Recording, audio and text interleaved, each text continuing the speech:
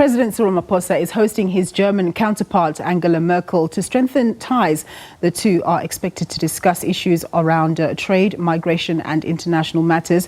Germany is de facto the leader of the EU. With Brexit having occurred, this could be an opportunity to revise trade links. During difficult times, bilateral trade of some 17 billion euros. Chancellor Merkel, we remarked earlier that not only is South Africa Germany's largest trading partner on the African continent, and you are our second largest trading partner globally, but trade between Germany and South Africa in 2018, I am told, was bigger than Germany's trade with Brazil, or Germany's trade with Portugal, or with Norway, or Canada, or Singapore, or Malaysia, or Australia. So it's a significant relationship. And we seek to energize our small and medium enterprises. We look to the example of Germany's Mittelstand, the class of dynamic enterprises. As we promote greater worker participation in our economy, we look to the success of Germany's model of worker participation. And on skills development, I have no doubt that we will be learning and engaging very deeply, led by the work that Minister Nzimande will be doing. Mr. President, you launched a $100 billion investment drive some 2 years ago. That's about 91 billion euros. I'm pleased to tell you that many of the German companies here today are our partners. They have already pledged 1.3 billion euros. It's 21 billion rand, or just 3% of all the investment pledges that we've already achieved. Germany is a country of great attractions, an enormous contributor to European culture, from the great philosophers who shaped the thinking of the world to the musicians who brought us sublime symphonic works, to the export not only of cars and engineering equipment, but also football coaches, to a rather successful English club, which is a number of great African players. And so it's the country of Günter Grass, of Thomas Mann and Hermann Hesse, and also the country that gave the world Albert Einstein. Mr. President, it is my pleasure for you, our host, to make a few remarks as we open this business roundtable. Mr. President, you have the floor, please. Let's give the President a warm welcome.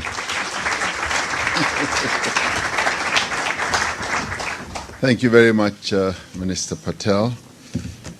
It's a joy to be here amongst all of you, and I extend my greetings to you all. It's also a joy to have welcomed Chancellor Angela Merkel here in South Africa. When we walked in, you will have seen that she had a few words to exchange with one of the people who are here, because during lunch he asked a question. That's Minister Nzimande.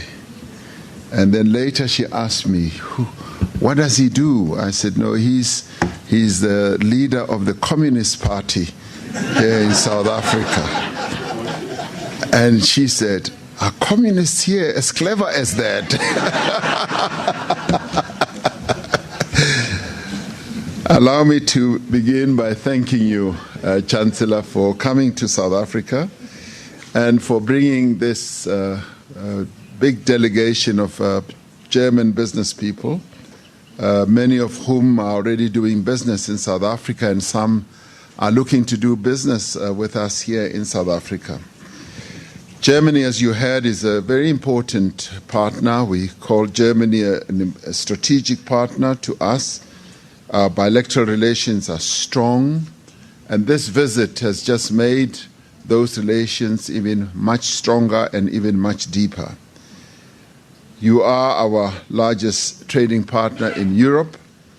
At our second South Africa Investment Conference, as you heard, held in November last year, we were able to get German companies to make commitments of nearly 11 billion South African rands into our economy, mainly in the automotive sector as well as in advanced manufacturing. That speaks a lot about the relationship between our two countries, And from our discussions earlier today, it is clear that there is also a very strong political will from the leadership of both our countries to ensure that we do deepen these economic ties and make them durable.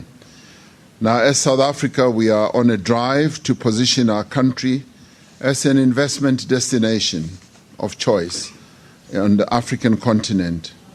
As we move ahead, we want to see investment commitments that are going to continue translating into real concrete projects. Our deliberations today, and I'm told that you've been having quite a few exchanges, should contribute to greater trade and more investment opportunities. They should contribute to the full implementation of the Economic Partnership Agreement between the European Union and the Southern African Development Community, that is SADC, our region. The Economic Partnership Agreement ensures that South Africa and German firms benefit from enhanced market access, which in turn enables and will enable producers and suppliers to tap into the regional value chain. It also provides for a number of protective measures to facilitate cross-border trade and investment in a manner that assures predictability as well as certainty. I am pleased that your discussions will center on leveraging investment opportunities presented also by the fourth industrial revolution, especially in strategic sectors like mining and energy. I will be particularly keen to see how Germany and South Africa can collaborate in the field of clean and renewable energy. The better part of our discussions with the Chancellor were around clean energy and renewable energy, but they also revolve around how we can learn from the experiences that Germany has had on renewable energy and how they are going to be transiting from coal by 2038 completely, and how we, who are still at 89 coal-based energy, can be able to transit to renewable energy. Now, there are lots of discussions that we have had in that regard and lots of lessons for both of us. Our collaboration is all the more critical as we strive to meet our obligations under the Paris Agreement to combat climate change. Low carbon growth that is climate change resilient is in the end a fundamental tenet of our National Development Plan, and we look eagerly to the enhanced collaboration between local companies and their counterparts in Germany in rolling out appropriate technologies in pursuit of this important objective. South Africa has established a presidential commission on the fourth industrial revolution that is enabling us to transit to the economy of the future. We are eager to explore the ways in which emerging technologies like artificial intelligence, robotics, nanotechnology, biotechnology, the Internet of Things, and many others can harness the pursuit of industrialization and growth. As I discussed with the Chancellor earlier today, the acquisition of critical skills is amongst our foremost priorities as we prepare our workforce to adapt to the changing world of work, particularly the young people in our country. The knowledge and skills transfer that will come with greater German investment in South Africa will play what I believe is a key role in propelling our economy to even greater heights. And in this regard, we would like to make a call to German companies that are operating in South Africa to partner with our technical and vocational colleges to develop the skills that you need to make your businesses thrive. And we've already had good reports about how some of German companies are already working extremely well with some of our technical colleges. We want to see more and more of this. Now, as the incoming chair of the African Union, South Africa has prioritized the acceleration of economic development through the forging of private sector investment partnerships. We have prioritized African economic integration through the development of continental north-south rail and road links, expanding ports and energy capacity, and developing the skills necessary for the rising knowledge economy. These present investment opportunities for German companies. Through public-private partnerships, we can take advantage of the establishment of the African Continental Free Trade Area and develop cross-border investment projects that will, amongst others, help to facilitate an infrastructure, development and technology transfer and boosts intra-Africa trade.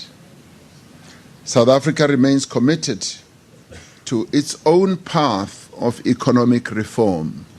Many of you will know that we spent the past few years where uncertainty, inconsistency was the order of the day. We have now embarked on a road of reform. We're taking clear and decisive measures to ensure policy certainty and to reduce also the cost of doing business in South Africa. We are committed to regulatory efficiency, legislative reform, fiscal consolidation, and pursuing prudent macroeconomic policies. And some of you might have experienced what we are doing. In some cases, there have been stops and starts. There's been slow movement. But what I can say is that we are irrevocably committed to reforms, the type of reforms that are going to act as the fuel of growing our economy, which is in great need of growth. Through these reforms, we will assure our position as an investment-friendly destination. To that end, we are working with a number of entities as well as the World Bank and key stakeholders to improve the business environment and also improve the ease of doing business in the country. And they are imparting valuable experience, knowledge, and skills to us.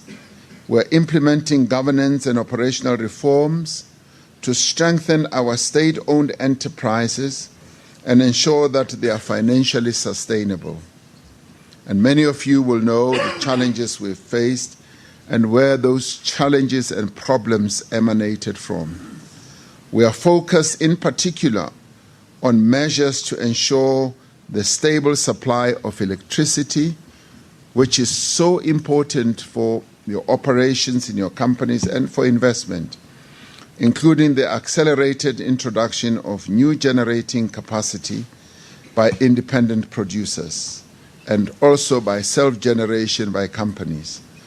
We are working with the leadership and management of our power utility, Eskom, to stabilize its finances, improve the operational performance, and achieve a sustainable business model that is more durable and will be able to weather the storms. As we work to address the immediate challenge of power shortages, we are taking steps that will fundamentally transform our energy landscape into the future. As I conclude, I wish to reiterate that indeed South Africa is now even more open for business so that we can attract higher levels of investment from Germany and to increase our bilateral trade. A recent IMF report has noted that FDI inflows into South Africa have increased substantially over the last 2 years. This confidence is aptly demonstrated across sectors, as well as companies, including by German companies and their subsidiaries with a long-standing presence in South Africa. The South African business delegation is committed to working with you to ensure a mutually productive and profitable experience for companies who invest and trade with our country. With around well over 600 German companies in South Africa employing more than 100,000 people, German investment in South Africa has a very firm base. This should be used to open up more opportunities in other emerging sectors with high potential for growth, not only in our market, but in the broader region as well as the continent. Because South Africa is in many ways indeed the gateway into the African continent. And much as we say so, we are finding that those who want to invest in Africa are seeing South Africa as a springboard that they can use to invest here as well as into the continent and to trade with the continent. Let me thank you once more for your attendance, and I have the utmost confidence that our deliberations will result in concrete and tangible outcomes. And finally, I'd like to thank the Chancellor for having once more honored us with her presence, and it's always a joy to spend time with her talking about all manner of things, including communists. Thank you very much.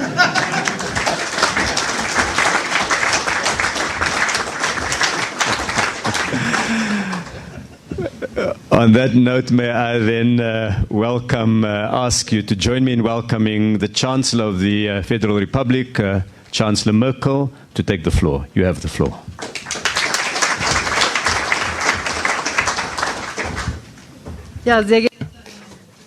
Well, Mr. President, dear Cyril Ramaphosa, and dear guests of this business forum, allow me, if I may, to add that communists under liberal societies may perhaps not be quite the communists that we have known throughout the centuries. So,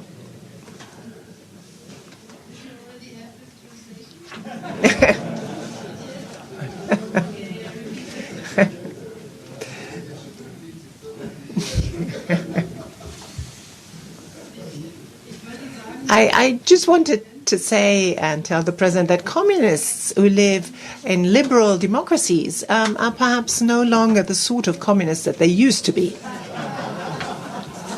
Well,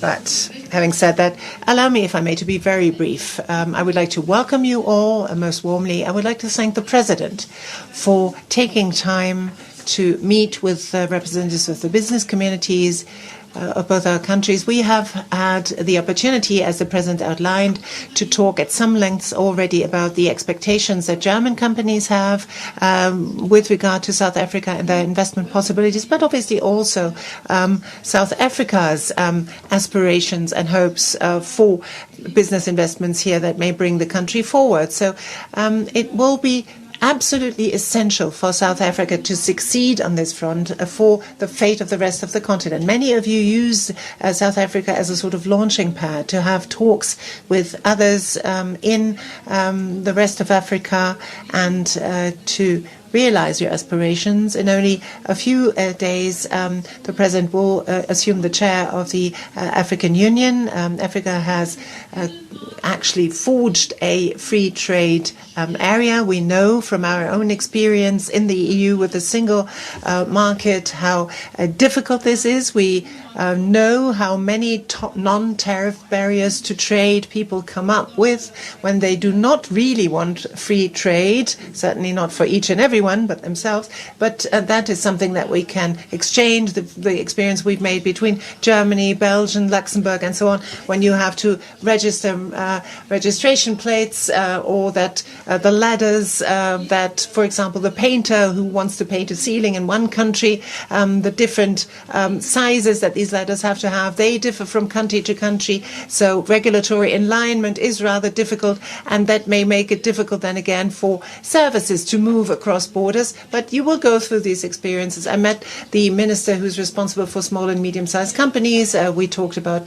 economic possibilities. I know that you will do your utmost to really welcome investors with open arms. I know that the representatives of the business community that have accompanied me know that they have told me they want to invest. Sometimes there are certain obstacles in the way, and one needs to address them and needs to talk them so that you can surmount them, that goodwill on both sides actually leads to result. So I'm very pleased that we have the members of my business delegation, but also representatives here from the South African business delegation that I hope will be candid, will tell us where they see hindrances so we all get back and are smarter than we came here. Thank you.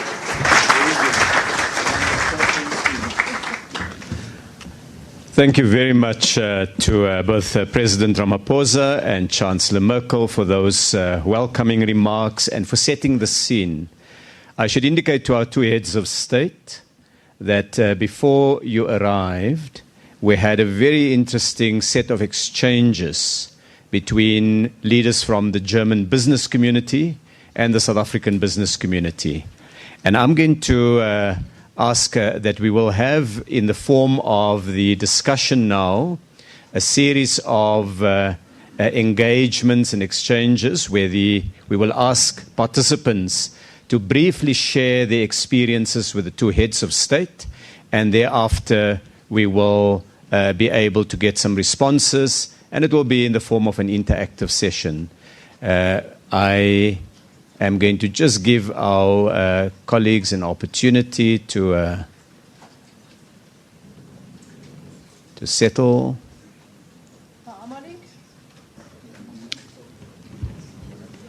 So, all right, we're going to leave it there, where the business fraternity, both South Africans and Germans, are going to be meeting and discussing business deals and possibilities. That's where we're going to say goodbye to our SABC3 viewers. Of course, we continue to broadcast our news bulletin on the SABC News channel. Do stay tuned.